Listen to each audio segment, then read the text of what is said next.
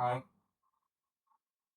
for July 2026, 11 p.m. Indonesia. The clockmaker who sold time. In a city where everyone was always late, there lived an old clockmaker named Elior who claimed he could sell you extra time, not clocks, not watches, time itself, bottled in a small glass vial that hung from the ceiling of his shop like like drops of frozen rain. Nobody believed him. Of course, people walked past his crooked little shop, withering land, and laughed at the sign in the window. Time for sale. Inquire within. But one evening, a young woman named Sable stepped inside, soaked from the rain, clutching a rejection letter from the art academy she had applied for 3 times. 3 times. I don't have money, she said, but I have nothing else to lose.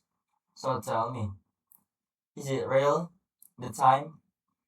Elior looked up from his workbench, where dozens of tiny gears spun in transparent domes. His eyes were the strange, pale color of moonlight on the water. It's real, he said, but it isn't free. Even for those without money, time never is. Then what's the price?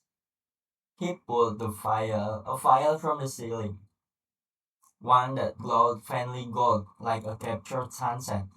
Every file holds 1 hour, but isn't a spare hour. Understand? It's borrowed from your future.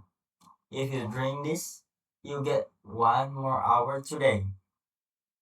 Tomorrow, you'll have 1 hour less to live than you would have otherwise. Sable almost laughed. That's absurd. Most true things sound absurd at first. Earlier, set the file on the counter between them. You have talent, Sable. I've seen your painting in the window of the gallery on Pierce Street. But talent without time is just a wish. The academy reject you because your portfolio felt rushed, unfinished. You told yourself you didn't have enough hours in the day to perfect it. How do you know that? I've sold time to half this city. I know why people buy it. He tapped the file. 1 hour, enough to finish that painting you have been avoiding. The one in your bedroom, half covered by a sheet. Sybil chest tight, tightened. She hadn't told anyone about the painting. Why would I trade a piece of my future for 1 hour now? That, Alair said, is the only question worth asking before you drink it. Most people don't ask, they just drink, desperate for more hours to chase money, success, revenge, love. They rarely stop to wonder if the hour is worth what it costs. Sable stared at the file for a long moment. Outside, the rain tapped steadily against the window. Counting seconds, she couldn't get back regardless of her choice. Sable stared at the file for a long moment. What did you spend your money on? And what did you spend your time on? She asked quietly. The hours you must give you must have bought for yourself over the years. For the first time, something shifted in the old clockmaker's face. A flicker of gold grief behind his pale eyes. My daughter, he said. She was sick. Many years ago, I walked hour after hour, trying to give her more time. I gave her 3 extra months of life that way, full from my own future. When she passed, I still had years in my life, but every one of them felt heavier because I have made a choice, and I never regret it, not for one single hour. Sable's throat tight. Do you still make the file? Every day. For people like you, people who need more time, need people who need 1 more hour to become who they are meant to be. Not people running from something, but people running toward it. He pushed the file closer to her. The Academy has portfolio submission open again next month. I check. You check. I told you, I know my people by time. He smiled faintly. So stable is 1 hour paid for with your own future. Worth finishing the painting? Sable picked up the file. It was warmer than she expected, humming faintly, like something alive and patient.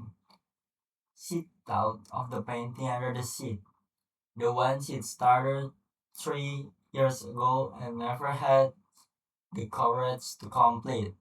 Always telling herself there wasn't enough time, never enough time. Yes, she said, and drank.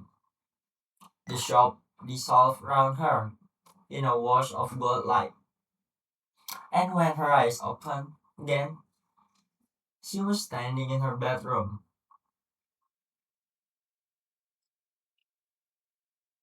brush in hand, the sheet pulled away from the canvas. The city clock outside struck the hour, and she began to paint like she had never painted before, chasing every second like it was the only one that mattered. She never saw Ella herself again. She looked for a withering land many times in the years that followed, but it seemed to have vanished. Or perhaps it had never quite belonged to the ordinary map of the city at all. Her painting hung in the academy gallery for years afterward, and everyone who saw it said the same strange thing, that looking at it felt like time was moving differently, slower, richer, more golden than anywhere else in the building. Several never told anyone why. Thank you.